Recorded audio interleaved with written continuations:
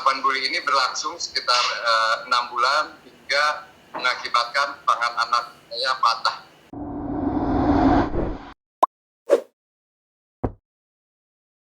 Kejadiannya seperti apa yang Pak Dudi, terkait dengan kejadiannya bagaimana nih, teman-teman bertanya nih?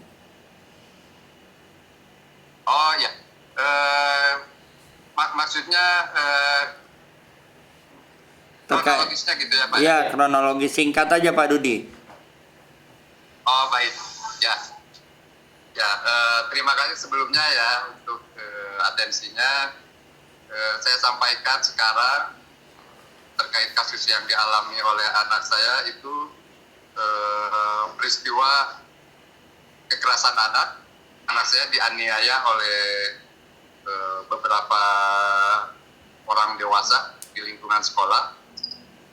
Itu berawal ketika anak saya dipilih jadi model sekolah, itu pun tanpa sepengetahuan kami selaku orang tua.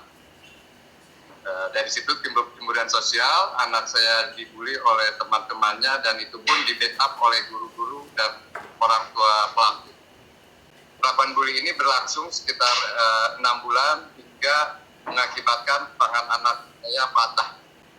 Nah, ketika tangan anak saya patah ini, kami keluarga dimanipulasi bahwa itu merupakan sebuah kecelakaan dan kami percaya karena ini sekolah yang bagus, kami tidak ada prasangka yang jelek, tetapi ternyata itu sebuah manipulasi dan dilanjutkan dengan penganiayaan oleh orang tua pelaku di backup dengan oleh guru-guru dan komite sekolah juga di sana. Nah, anak saya itu dianiaya dengan tujuan membungkam anak saya supaya tidak buka mulut bahwa kejadian tangannya patah itu adalah sebuah kesengajaan. Nah, proses ini berlangsung lama sehingga sekarang kondisi anak saya diketahui melalui medis parah sekali. Jadi di kepalanya terdapat pendarahan yang sudah menggumpal, di rongga pernapasannya juga ada pendarahan juga yang menggumpal. Lalu hasil EEG-nya urat-urat saraf otak di kepala anak saya juga mengalami kerusakan, yang mana hasil diagnosanya itu adalah abnormal 2, merupakan pasca cedera kepala. Itu baru diketahui beberapa waktu yang lalu ketika anak saya mengeluh sakit kepala. Karena selama itu anak saya bungkam karena berjalannya waktu dia terbuka sedikit-sedikit karena didampingi oleh psikolog. Nah, proses hukum ini sendiri sudah berjalan sejak bulan Oktober 2023. Laporan pertama itu hanya terkait anak-anak pelaku yang mengakibatkan tangan anak saya itu patah.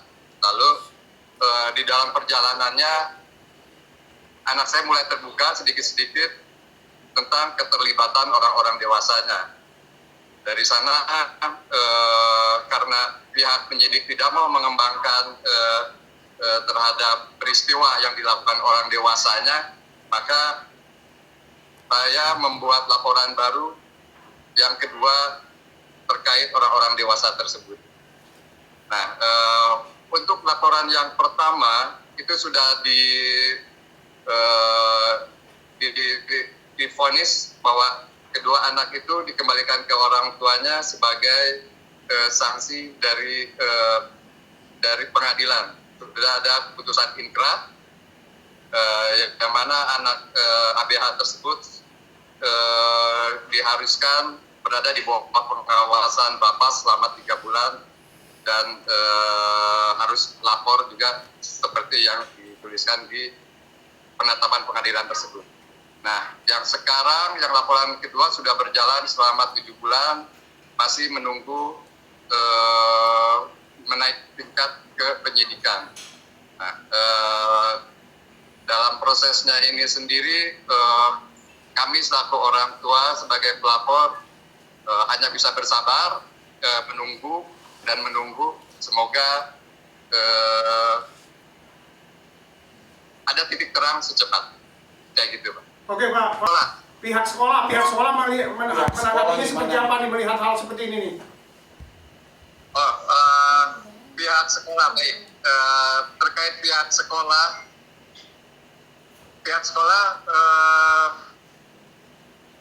sejauh ini mereka menyangkal untuk kejadian yang kita sampaikan. Bahkan pihak sekolah melaporkan balik saya ke pihak kepolisian karena dituduh telah mencembarkan nama baik, telah menyebarkan berita bohong. Di saat mereka sudah menerima laporan hasil penetapan dari Pengadilan Negeri Sukabumi. Nah, di situ saya melihat keanehan. Saya tidak tahu apakah mereka tidak paham dari isi surat penetapan pengadilan itu atau pura-pura nggak tahu. Yang pasti mereka sempat membuat press release bahwa saya sedang membuat kebohongan, makanya mereka melaporkan balik. Ya, di sisi lain pihak sekolah menyambut putusan pengadilan tersebut dengan berbahagia. Mereka berdoa bersama, yang saya pernah dengar bahwa anak-anaknya sudah dibebaskan. Seolah-olah anak kami lah yang bersalah, tidak menyampaikan berita yang tidak benar. Oleh karena itu, dengan dasar putusan pengadilan tersebut, kami melaporkan kembali sekolah sebagai kelembagaannya telah melakukan pembiaran dengan dasar surat penetapan pengadilan tersebut. Jadi sekarang yang berjalan itu laporan di kepolisian Sukabumi ada 22 orang dewasa yang terlibat terhadap penganiayaan secara langsung, dan juga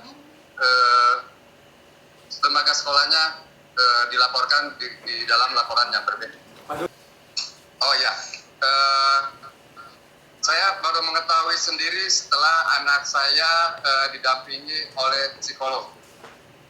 Jadi pada bulan Mei 2023 ada orang tua murid yang lain yang memberikan petunjuk ke saya, memberikan clue, coba dibawa ke psikolog. Karena menurut anak saya sekarang menjadi pendiam pasca tangannya patah. Nah, dari sana saya mulai mempertanyakan ke pihak sekolah kejadian yang sebenarnya. Lalu sekolah membawa anak saya ke psikolog, dan di sana psikolog mulai mencium sesuatu yang tidak beres. Nah, dari sanalah sialnya pihak sekolah yang selalu menutup-nutupi mulai terbuka bobroknya karena anak saya sudah didampingi oleh psikolog. Baru di bulan September anak saya mengakui bahwa kejadiannya itu disengaja, dan sejak itu saya mulai mempertanyakan di sekolah lebih intens, dan proses laporan kepolisian itu dimulai di bulan Oktober. Ya, baik. Terkait CCTV, saya belum pernah ditunjukkan secara langsung, tetapi yang saya tahu di sekolah itu ada beberapa mesin CCTV yang sudah terpasang lama. Adapun CCTV yang dipasang di dalam ruangan kelas itu baru dipasang sejak bulan September 2023, yang mana itu pun ada tanggal-tanggal di mana anak saya mengalami kekerasan.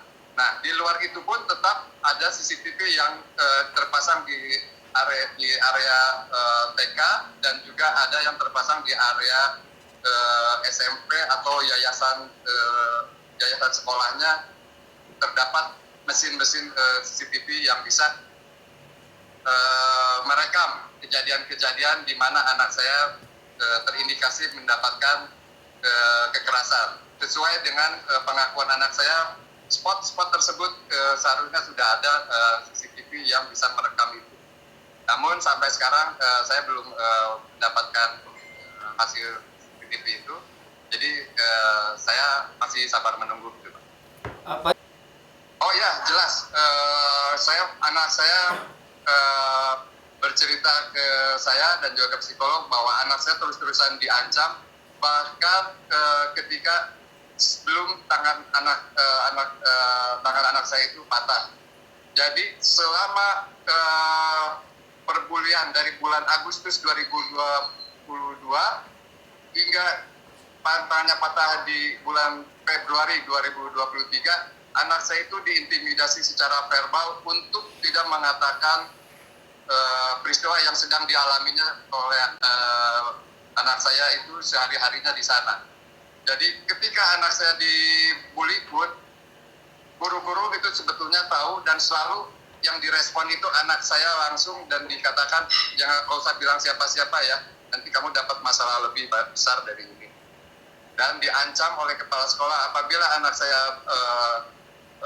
bilang lapor ke orang tua, maka nilainya juga akan dikurangi, akan ditakut-takuti juga, akan dihukum piket yang lebih lama oleh sekolah. Jadi anak saya bungkam suku bahasa. Di sana saya mendapatkan keanehan ketika orang tua murid yang mengatakan ke saya itu coba bawa ke psikolog karena jadi pendiam, padahal di rumah anak saya itu agresif terhadap adik-adiknya. Makanya ini ada sesuatu yang aneh. Makanya setelah ada psikolog, kepercayaan diri anak saya sudah sedikit meningkat, ya ada keberanian untuk berkata sejujurnya. Oke Pak Dudi. Baik, harapan saya pasti sama dengan orang tua yang lain apabila mendapatkan musibah yang begitu parah terhadap anaknya. Saya pasti menginginkan apa yang terjadi terhadap anak saya ini, dampak-dampaknya bisa hilang dan anak saya bisa kembali seperti sedia kala, seperti anak-anak normal lainnya. Itu pertama. Yang kedua, saya berharap para pelaku diberikan sanksi seadil-adilnya sesuai hukum yang berlaku negara kita, dan prosesnya bisa lebih cepat karena ini sudah cukup lama kami menunggu. Oke, terima kasih banyak Pak Dudi atas informasinya Pak Dudi. Ya, sama-sama Pak. Terima kasih banyak atas atensinya. Oke, terima kasih Pak Budi. Oke. Ya, sama-sama Pak. Terima kasih Pak Dudi. Siap. Oke, Pak Dudi ya. Pak. Ya. Turun Pak. Terima kasih.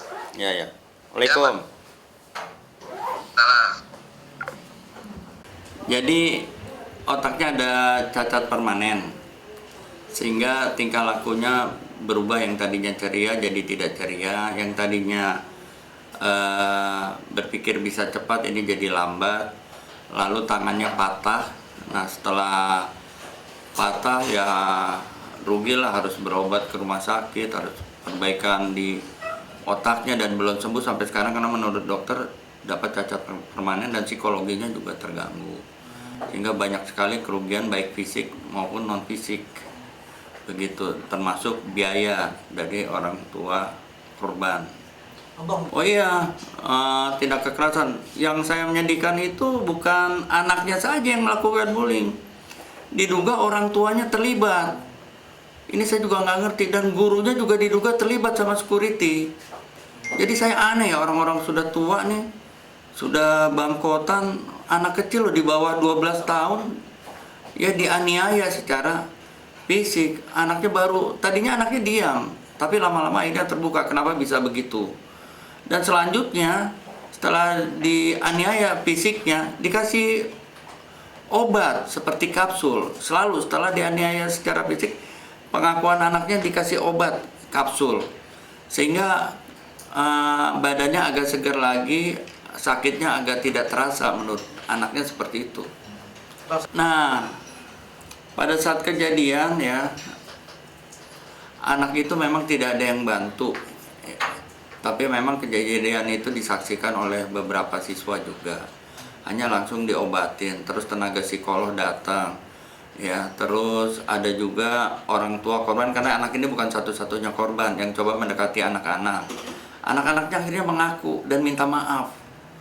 Tapi setelah 3 hari kemudian, anak-anaknya seakan-akan tidak bersalah. Entah kenapa, apa yang terjadi di belakang itu kita nggak tahu. Padahal pada saat ada psikolog, ada pengakuan bahwa anak-anak itu mengaku kesalahannya, nangis dan minta maaf, anak-anak kecil itu ya, dan jujur di sana. Tapi setelah 3 hari kemudian anak-anak itu berubah pikiran. Gitu. Kalau bicara mediasi, belum terjadi mediasi, tapi anak-anak itu kan didekatin oleh orang tua yang korban satu lagi gitu loh, bukan dari yang klien saya, ya dari orang tua satu lagi. Coba diadukan pendekatan, nah anak-anak mengakui kesalahannya, tapi pada saat dilaporkan ke polisi oleh yang bersangkutan, anak-anak itu berubah lagi. Psikologinya sudah berubah, udah berbeda 180 derajat dari awal. Seperti awal itu udah berbeda banget. Oleh karena itu saya prihatin banget ya, saya empati kepada korban ini. Karena apa? Menurut dokter dia mengalami cacat permanen, jadi semacam ada kelistrikan di otaknya itu rusak, sehingga dia tidak bisa normal.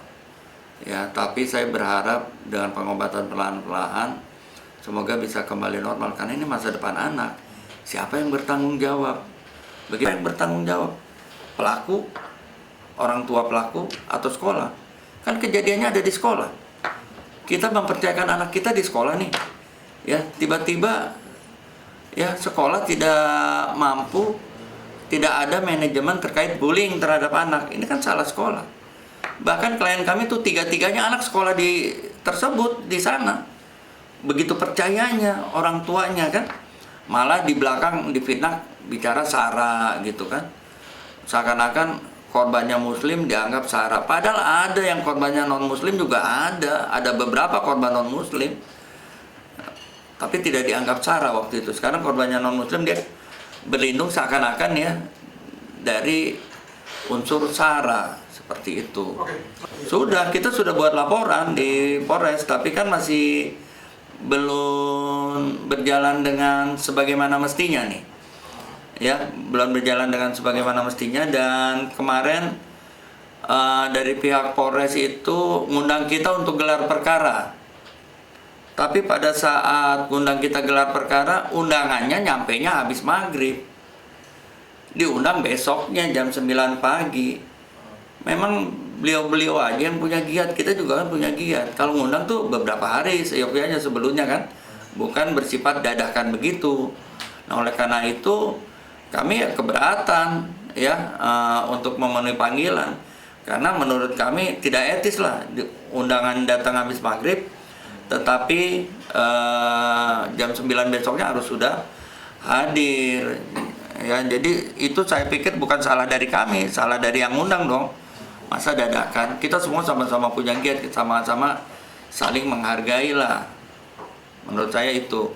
Dan yang sebelum ada undangan gelar perkara, saya udah majukan surat ke Polres agar diambil keterangan nih korban-korban yang lebih lengkap, termasuk dokternya, termasuk gurunya, termasuk mereka yang ada di TKP. Itu belum ada diambil keterangan. Yang diambil keterangan hanya beberapa orang. Sehingga kalau gelar perkara mungkin masih banyak kekurangan-kekurangan yang kami khawatirkan, kan gelar perkara nanti seakan-akan tidak memenuhi unsur, padahal banyak mereka yang ada di lapangan dan pelaku termasuk dokter belum diambil keterangan. Jadi jangan buru-buru gelar perkara nih. Seyogyanya gelar perkara setelah semua itu diambil keterangan. Termasuk saya minta digital forensik terkait HP-HP pelaku dan CCTV kepada pihak Polres. Ya, ada bukti-bukti dokter, keterangan sakitnya, ya, terus juga ada korban lain, itu yang kita bawa ke Polres. Oke, Bang. Ya, kalau saya kan ini pengacara baru ya, belum lama ambil kuasa, kan sebelumnya ada pengacara yang ini.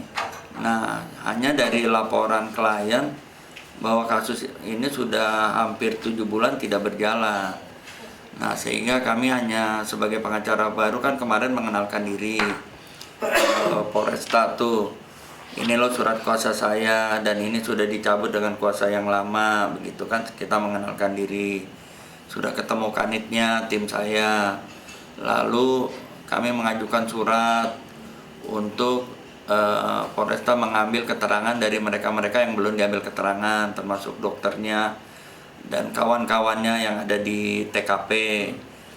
Nah, tapi surat itu belum dijawab, kemarin sudah diundang untuk gelar perkara. Nah, di sini yang saya agak keberatan untuk gelar perkara terlebih dahulu karena ya pertama undangan begitu mendadak.